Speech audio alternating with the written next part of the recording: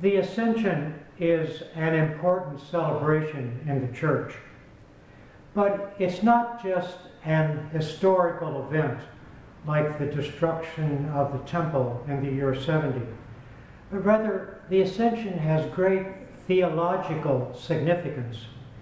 It marks the end of the ministry of Jesus, and it marks the beginning of the ministry of his disciples, and that includes us. Jesus on that day meets with his disciples. He tells them he is returning to his Father, and he tells them to go out and to proclaim to all the world the good news, the gospel.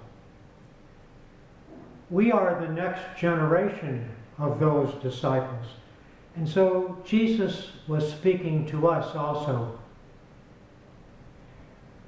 Jesus, in his instruction, told them to go out and they would be able to drive out demons. Well, there are still plenty of demons around in our world today. For the people at the time of Jesus, almost everything bad was blamed on demons. The people had little education, even less science, no modern medicines, very little technology. And so everything good was attributed to God, and everything bad was blamed on the demons. Today, we can address some of the problems faced at the time of Jesus without resorting to blaming demons. Problems of mental illness, epilepsy, leprosy, other problems can be treated with modern medicines. But there are still many other demons around us today, still with us. There is the demon of poverty. And even in wealthy countries, poverty continues to grow, and it makes victims especially of the young and the elderly. We still have the demon of ignorance. Ignorance holds people captive and locked in darkness and superstition and prejudice. We still have the demon of war. War seduces people with power to make them think that they can solve problems quickly with force. We certainly have the problem of racism. Sometimes it can be a subtle demon, one that people don't really acknowledge, don't even realize that they have. They don't realize the special privilege that some of us have and how some others, because of race, are denied respect and equality and their rights. There are also demons of homophobia, of sexism, of clericalism. Modern medicines will not drive out those demons, and they're not going to be driven out by a prayer of exorcism. But they can be driven out with prayer for conversion.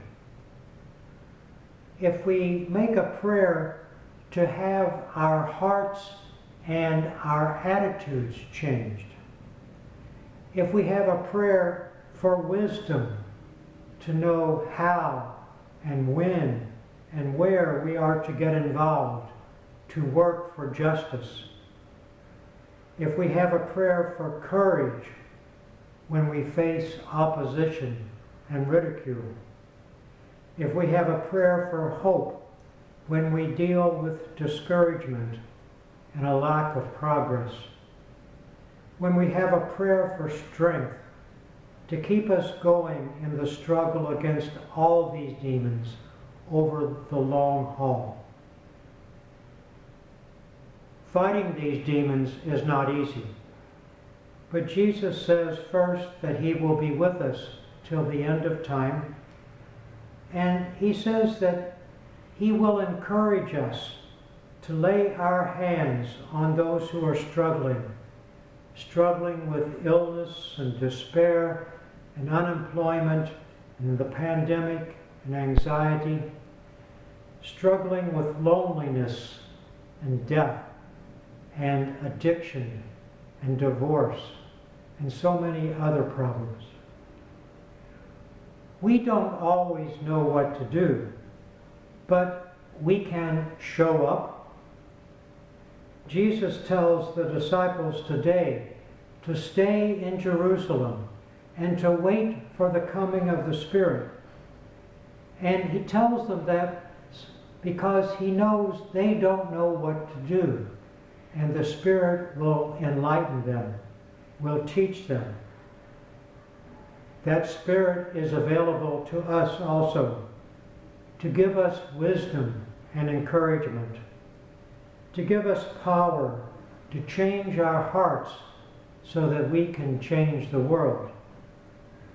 The Spirit is with us to help us to offer a healing touch to the people who are suffering. We hear Jesus today at the Ascension saying, "Go out and proclaim the good news." Next week we celebrate Pentecost, the celebration of the Spirit. And the arrival of that Spirit in our lives and in our church and in our hearts will help us to break free of our limited views and our limited understanding of what we can do. The Spirit will help us to open our hearts and our lives to those who are suffering. The Spirit will help us to overcome our prejudices and our lack of understanding. The Spirit will help us truly to give God's healing touch to a troubled world.